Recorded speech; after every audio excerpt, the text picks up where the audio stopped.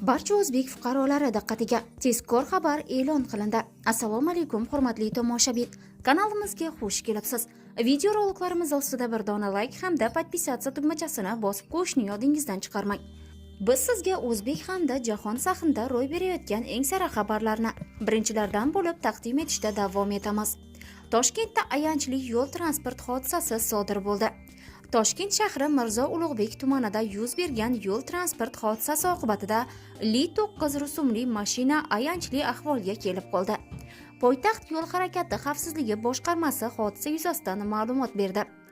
Qayd etilishicha, voqea 30-sentyabr kuni soat 1:00 larda Mirzo Ulug'bek tumani Mustaqillik shoh ko'chasi 42A uy qarshisida ro'y bergan.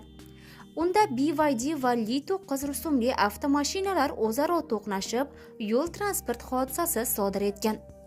Bildirilishicha, yo'l transport hodisasi oqibatida Li-9 haydovchisi shifokorlar tomonidan birinchi tez tibbiy yordam ko'rsatilgan. Hozirda mazkur holat yuzasidan shahar ichki ishlar bosh boshqarmasi yo'l harakati xavfsizligi bo'limi mas'ul xodimlari tomonidan surishtiruv ishlari olib borilmoqda.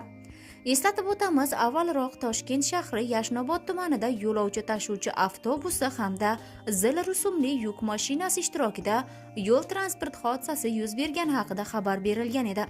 Ijtimoiy tarmoqlarda har kuni shu va shu kabi xabarlar qulog'ingizga chalinmoqda. Yo'lda harakatlanayotgan barcha haydovchilardan tezlikni oshirmaslikni hamda yo'l transport hodisalariga amal qilishni so'rab qolamiz.